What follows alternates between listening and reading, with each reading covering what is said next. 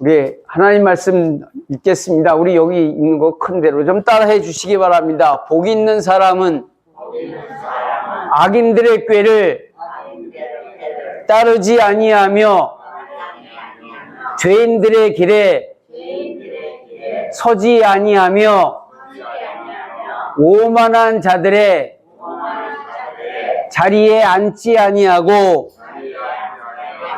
오직 여호와의 율법을 즐거워하여 그의 율법을 주야로 묵상하는도다. 아멘.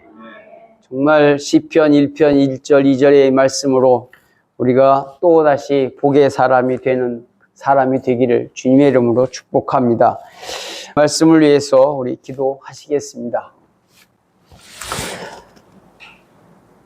살아계신 아버지 하나님, 저희들이 또 새로운 이 8월을 맞이할 수 있음을 감사를 드립니다. 이 8월 속에서 우리의 기도 속에 하나님의 응답을 기다리는 우리의 마음을 주께서 아시오며 또한 그 응답이 우리에게 기쁨이 되고 주님을 향한 찬양과 영광이 될 수 있도록 은혜를 베풀어 주시옵소서. 이제 오늘 우리에게 하시는 주님의 음성을 듣기를 원합니다. 들을 수 있는 귀를 열고 듣게 하시고 깨닫게 하시고 말씀에 순종하며 살아가는 우리들 되게 하셔서 정말 복 있는 사람이 되어지며 또한 복을 흘려보내며 누군가에게 복을 끼치는 복의 사람이 될 수 있도록 우리의 삶이 그러한 복된 삶이 될 수 있도록 도와주시옵소서. 주님 손에 우리 모두를 의뢰하오며 예수님의 이름으로 기도하옵나이다. 아멘. 지난 7개월 동안 복의 사람이 되자라고 말씀을 좀 드렸습니다. 불신의 마음과 생각을 버려야 복 있는 사람이 될 수 있다 말씀을 드렸고, 악인이 가진 죄악의 속성을 끊어야 복 있는 사람이 된다라고 말씀을 드렸습니다. 복의 사람이 되기 위해서 세상의 기준을 버려야 된다고 말씀을 드렸고, 하나님 말씀을 묵상하는 사람이 되어야 복 있는 사람이라고 말씀을 드렸고, 또 말씀을 묵상하는 하나님의 백성이 되자고 말씀을 드렸습니다. 또한 이 시대에 하나님의 말씀을 묵상할 때 복 있는 사람이라고 말씀을 드렸고, 하나님을 향한 믿음을 가져야 한다고 말씀을 드렸습니다. 복 있는 사람이 되기 위해서 본문은 3가지를 주의하라고 말씀하십니다. 악인들이 가진 꾀를 따르지 말라라고 말씀하십니다.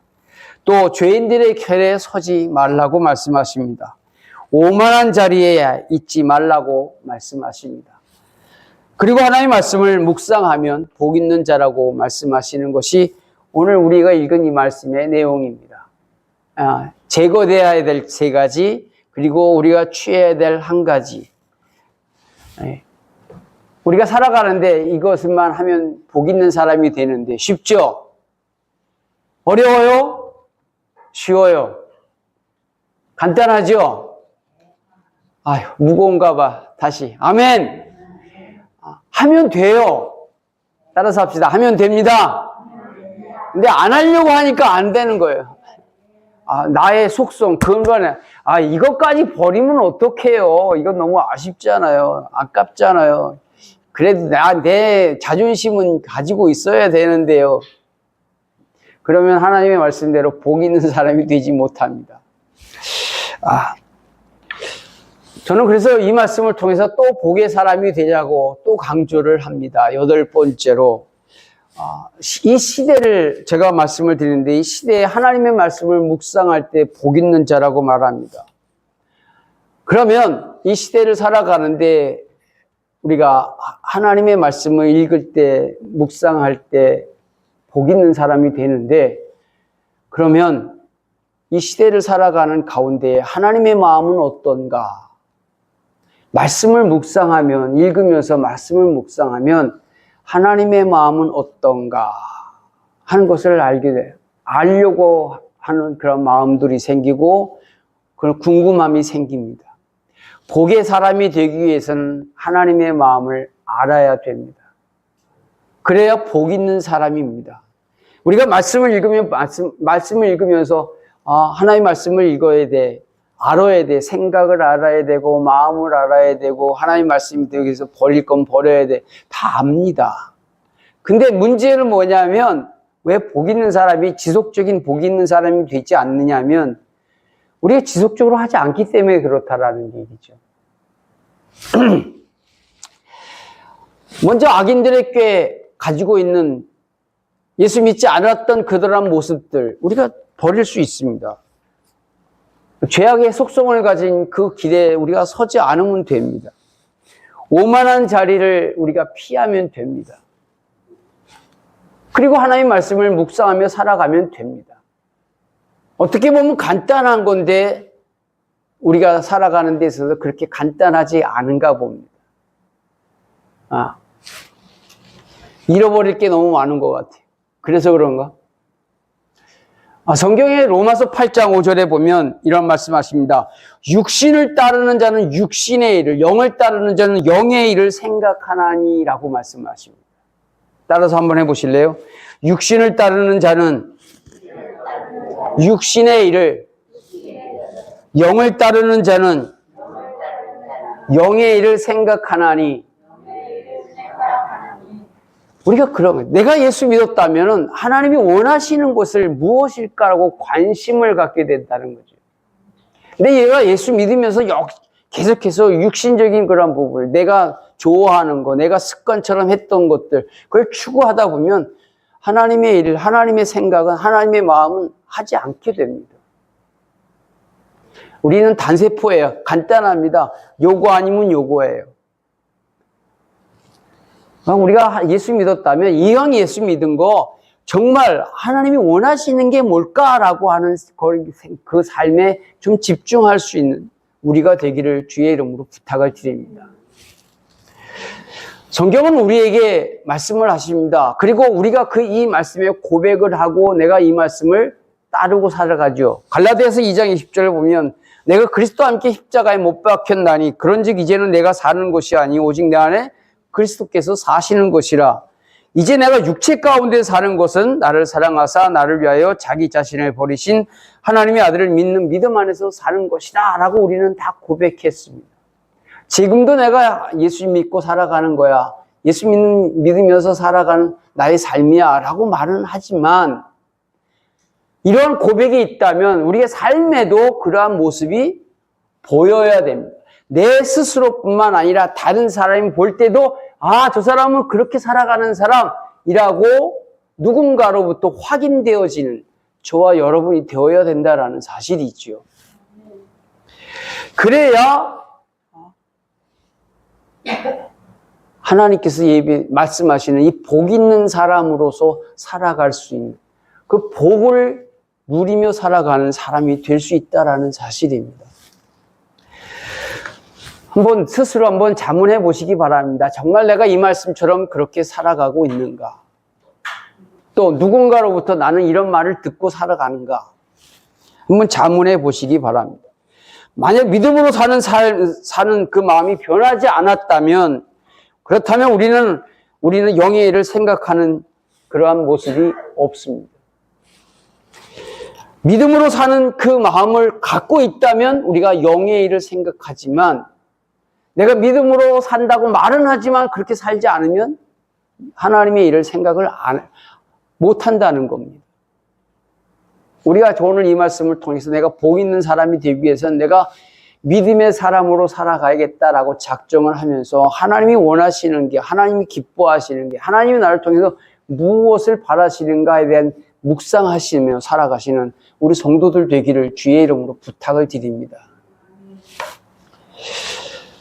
우리가 하나님의 말씀을 읽으면서 그 말씀은 말씀이고 나는 나야 라고 동떨어진 삶을 살기 시작하잖아요.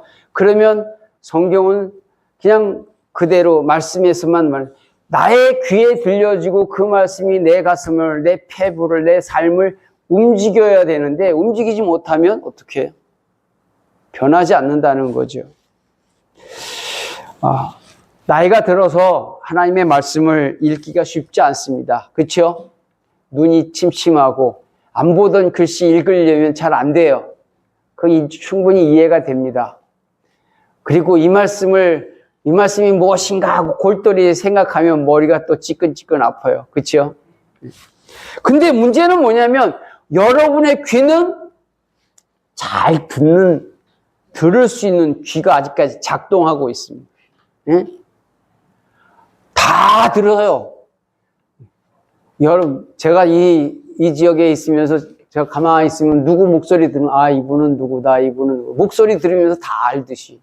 여러분도 나이는 들었지만 귀는 다 누군지 다 분간을 한다고요. 저 사람은 누구 목소리 다 알듯이 우리가 하나님의 말씀을 들으면 이 말씀이 나를 향한 말씀인가, 나의 어느 부분을 말씀하시는지 다 아신다 이 말이에요. 그러면 그 말씀대로 한번 행동하시는 우리 성도들 되기를 부탁을 드립니다. 그러면 우리가 하나님의 음성에 따라가게 되고 따라가다 보면 복 있는 사람이 된다라는 사실을 경험할 수 있다라는 거죠. 저는 우리 믿음의 가족들이 하나님의 말씀을 읽으면서 이러한 부분을 좀 생각해 볼 수 있기 원합니다. 예레미야 2장 31절에 보면 너희 이 세대여 여호와의 말을 들어봐라 라는 말씀이 있습니다. 내가 이 땅에 살아가면서 하나님의 말씀을 듣습니다. 들으면서 나에게 하시는 하나님의 음성은 뭔가? 내가 이 정도의 나이가 됐고 또 세상에 돌아가는 일이 여러분 매스컴을 통해서 텔레비전을 통해서 뉴스를 통해서 다양한 것을 다 듣습니다. 알고 아는 거지요. 이 세상이 어떻게 흘러가는가 안다라는 거예요. 그 흘러가는 그 모습 속에 하나님은 나에게 뭐라고 말씀하시는가라고 들을 수 있는 그런 저와 여러분 되기를 주의 이름으로 부탁을 드립니다. 이 시대가 어떤 시대입니까? 전쟁이 항상 있어요. 또 다른 곳에서도 전쟁이 일어날 수 있는 가능성이 있는 시대가 바로 이 시대입니다. 또 기후의 변화로 세계 지구촌 곳곳에 폭염과 폭우와 우박과 번개와 돌풍과 기근과 화염으로 지구촌 곳곳에 불안과 공포를 느끼게 하는 현재의 자연의 모습입니다. 그러면 이 시대를 살아가면서 하나님은 나에게 뭐라고 말씀하시는가? 라고 하실 수 있는, 들을 수 있는 그런 저와 여러분 되기를 주의 이름으로 부탁을 드립니다. 뿐만 아니라 사람이 사는 세상의 이 변화는 얼마나 정말 삭막해져 있습니까? 얼마나 이기적인 모습으로 변해져 있습니까? 한 가족 안에서도 각자의 생각이 너무나 뚜렷합니다. 싫으면 싫다, 좋으면 좋다. 나는 이렇게 살 거야. 나는 이렇게 살 거야. 얼마나 뚜렷한지 모릅니다. 특별히 그리스도인들은 그 죄성으로 인해서 말과 행동이 더욱더 폭력적입니다. 그리스도인들끼리 고소하고 고발하고 비아냥거리고 조소하고 조롱하는 그 모습들이 참 소금과 빛의 역할을 해야 되는 저와 여러분들이 또 예수 믿는 사람들이 그렇지 못하고 그러한 소금과 빛을 다른 사람들이 역할을 못하게 만들어버리는 그러한 오늘날의 세상입니다. 복음전도 대상자들에게 도리어 조소와 조롱을 당하는 모습을 오늘 우리가 가지고 있지 않습니까? 복음을 저는 예수 믿으라고 전하면 누구는 그렇고 들으려고 하지 않습니다. 피하려고 그래요. 말씀을 외면하고 예배에 대한 태도가 변하고 하나님의 말씀에 대한 현실과 부조화를 만드는 오늘날의 믿음을 가진 사람들의 모습입니다.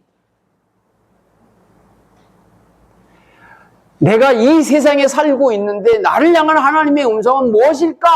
한번 성경을 읽으면서 또 하나님의 음성을 들으면서 또 말씀을 선포하는 하나님의 음성을 들으면서 하나님은 나에게 뭐라고 말씀하시는가요? 자연 세계를 통해서 세상과 사람과의 관계 속에서 일어나는데 나는 어떻게 하나님이 살게 하시는가? 반딧불 같은 모습이라 할지라도 우리가 주님의 그 모습으로 살아갈 수 있는 저와 여러분 되기를 부탁을 드립니다. 우리는 여전히 주의 하나님의 말씀을 수행해야 하는 하나님의 자녀들입니다. 하나님의 자녀들의 모습으로 보여줘야 된다는 거죠. 그래서 성경은 우리에게 이렇게 말합니다. 모든 성경은 하나님의 감동으로 된 것으로 교훈과 책망과 바르게 함과 의로 교육하기에 유익하니 이는 하나님의 사람으로 온전케 되며 모든 선한 일을 행하기 온전케 하려 함이라 그랬습니다. 하나님의 말씀을 바뀌어져야 되고 변화되어져야 되고 빚어져야 되는 오늘날의 세상이 바로 저와 여러분의 사는 세상이고 우리가 하나님의 자녀로서 살아가야 하는 세상입니다. 근데 여전히 우리는 말씀은 말씀이고 나는 나다는 이게 이완화되어 버리니까 복 있는 사람이 되기는커녕 조롱과 조소의 대상이 되어버린 오늘날의 우리의 모습 한번 바꿔보시는 저와 여러분 되기를 부탁을 드립니다. 성경은 우리에게 하나님의 사랑을 보이라고 말합니다. 하나님이 우리를 긍휼히 여기는 것처럼 우리가 긍휼히 여길 수 있어야 된다고 말합니다. 하나님이 우리를 용서하신 것처럼 우리도 용서하는 사람이 되라고 말씀하십니다. 하나님이 우리와 원수 간의 관계였던 것을 예수님이 자신의 죽으심으로 우리와 하나님과의 관계를 화합시켰던 것처럼 내가 누군가의 어떤 조직에 있든지 화합시키려고 하는 그런 모습이 보여야 된다라는 거죠. 뿐만 아니라 평화를 추구해야 할 수 있는, 추구하는 저와 여러분 되기를 원합니다. 성경은 그것을 성령의 9가지 열매를 얘기합니다. 갈라디아서 5장 22절, 23절에 보면 우리 속에서 하나님의 말씀으로 내가 변화되어지는 과정 속에 내 성품의 변화를 성령의 9가지 열매가 있어야 된다라고 말씀을 하십니다. 같이 한번 읽겠습니다.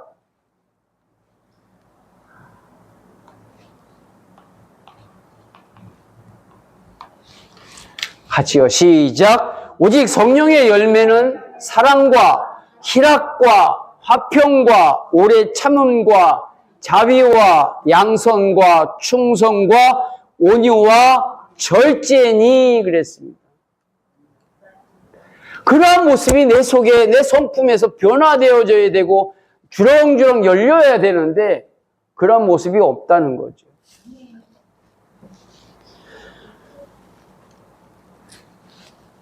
또한 복음을 전하는 일에 우리가 중단할 수 없습니다.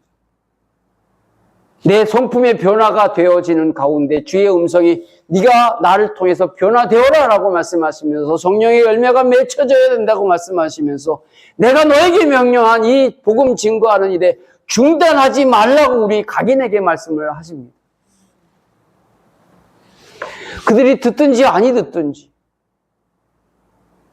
그래서 하나님은 에스겔에게 말합니다. 내가 네 말을 강하게 할 테니까 네 얼굴을 금강석보다 더 단단하게 해놓을 테니까 가서 얘기해라.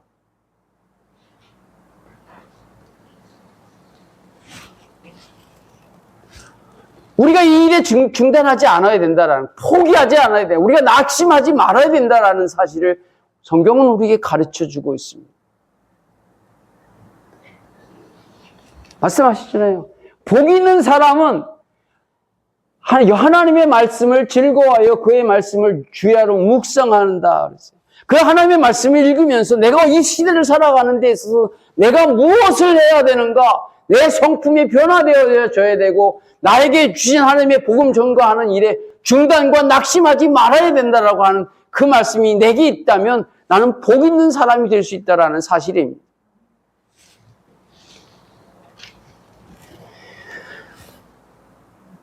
우리를 복 있는 사람이 되기 위해서 예수님이 십자가상에서 돌아가셨어요.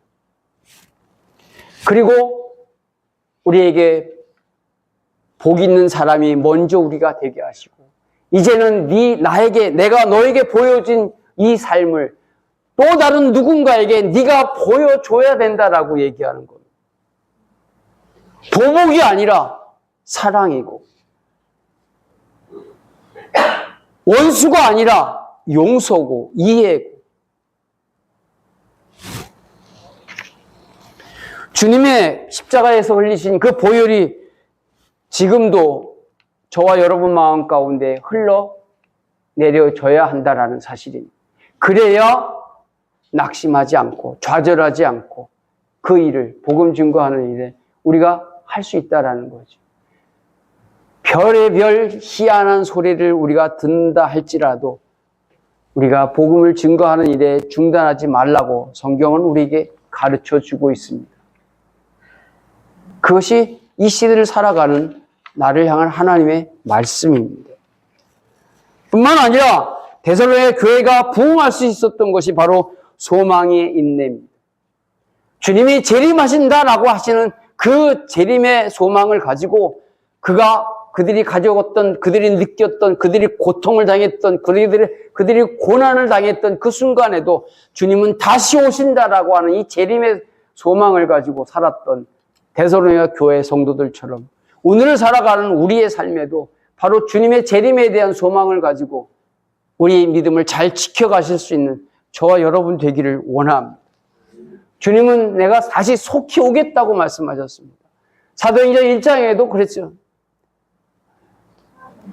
주님이 하늘로 올라가시는 것을 당시의 사람을 쳐다볼 때 천사가 말합니다.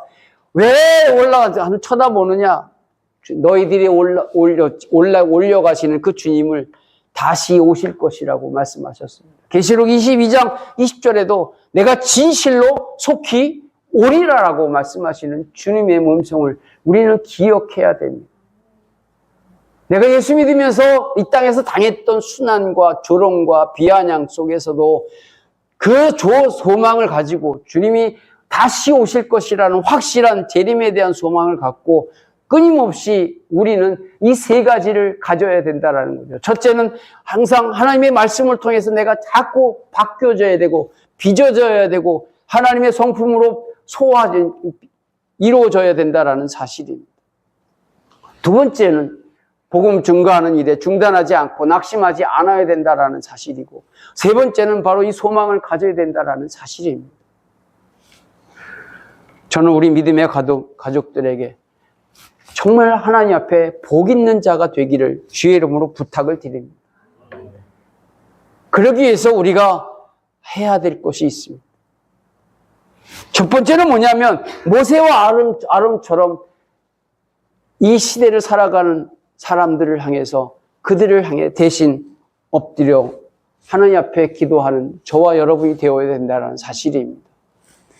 모세와 아론이 백성들의 범죄를 통해서 그들이 대신 엎드려서 하나님, 저들이 하나님이 어떠한 분인지를 알지 못하고 교만에 떨고 있어. 그리고 용서해 달라고 회개의 자리에 있었습니다. 예레미야처럼 회개치 않는 백성들을 향해서 하나님의 공의를 위해서 눈물의 기도가 우리에게 필요합니다. 세 번째는 무너진 성전의 소식을 듣고 선조들의 죄를 대신하는 느헤미야의 마음을 우리는 가져야 된다는 거죠. 이 시대를 살아가는 데 있어서 우리가 가져야 될 이 세 가지의 자세가 있을 때 우리는 복 있는 사람으로서 복의 영향을 끼칠 수 있고 복의 흐름을 그들에게 흘려보낼 수 있는, 어떤 것이 진정한 복 있는 사람인가라는 것을 보이며 살아갈 수 있는 우리가 되어야 될 수 있다는 사실입니다. 현 시대에 우리가 할 수 있는 일이 바로 이 세 가지의 모습입니다. 믿는 자들을 향해서 폭언과 폭력이 사용되어질 때는 대신 그들 앞에서 하나님 용서해 달라고, 긍휼히 여겨 달라고, 불쌍히 여겨 달라고 우리가 대신 회개해야 될 것이고, 여지없이 복음을 증거함에도 불구하고 회개치 않은 강팍한 심령을 가진 그들에게도 우리가 하나님 앞에 눈물을 흘리며 저들을 용서해 달라고, 긍휼히 여겨 달라고, 예수를 믿을 수 있는 마음과 생각이 될 수 있도록 도와달라고 우리가 기도해야 될 것입니다. 오늘날의 교회들이 막 무너지고 있습니다. 교회가 무너진다는 것은 성도들이 모이지 않는다는 얘기죠. 이기적으로 바꿔가고 있습니다. 믿음이 신실한 사람들만 모이고 어정이 떠정이들은 다 떨어져 나가. 말씀에 집중하는 사람들이 모이지만은 그러나 그렇지 못한 사람들이 악영향을 끼치기 때문에 그들을 향해서 대신 하나님 옆에 엎드릴 수 있는 우리가 되어야 된다는 사실입니다. 마지막으로 우리는 머지않아 다시 오실 주님을 소망을 가지고 우리가 기다릴 수 있는 소망의 믿음으로 살아갈 수 있는 저와 여러분 되기 원합니다. 결국은 하나님의 말씀이 묵상할 때 이러한 세 가지 사실들을 깨닫게 된다는 거죠. 내가 이 시대를 살아가면서 무슨 생각을 가져야 되고 어떠한 마음을 가져야 되고 어떠한 믿음의 자세를 가지고 살아가야 되는가라는 사실을 알게 된다는 것입니다. 그럴 때 우리가 순종하는 거죠. 아니, 순종은 못하더라도 나는 잘 안 되지만 잘 못하지만 그러나 그 말씀에 내가 한번 해보겠습니다 하고 나 자신을 꺾어서 나의 삶을 꺾어서 내 시간을 내서 복종하는 모습으로 살아갈 때 그 사람도 역시 복 있는 사람이 됩니다. 순종과 복종이 우리 속에 있어야 된다는 거죠. 그러면 최소한도 순종은 기쁨이 있지만 복종은 억지로라도 그 명령에 따라 순종하는 거니까 나를 치는 거예요. 복종이라는 얘기는 내 시간을 만드는 거고 나를 치는 거고 나를 깎는 거고 나를 깨트리는 거고 나를 부수는 거고 나를 다시 빚어지는 것입니다. 그러기에 우리는 하나님 앞에 복 있는 사람으로 바꿔가는 거죠. 변해가는 겁니다. 저는 우리 믿음의 가족들이 하나님의 말씀을 읽으면서 하나님의 마음이 어떤가 그것을 깊이 묵상해 보시는 그래서 그 뜻을 이루어갈 수 있는 우리 모두가 되기를 주의 이름으로 축복합니다. 기도하겠습니다. 살아계신 아버지 하나님, 저는 우리 믿음의 가족들에게 이 말씀을 전했습니다. 주께서 이 종에게 주셨던 그 마음처럼 우리 성도들에게도 동일한 하나님의 마음을 가질 수 있도록 주께서 도와주시옵소서. 특별히 하나님의 말씀을 듣는 데 있어서 귀를 더 밝게 해주시고 또 보고자 하나님의 말씀을 읽고자 하는 열정과 또한 믿음을 주셔서 읽으며 들으며 깨달으며 또 자신의 마음을 자신의 삶을 움직여가는 우리 성도들 되어질 수 있도록 도와주시옵소서. 주님 손에 우리 모두를 의뢰하오며 예수님의 이름으로 기도하옵나이다. 아멘.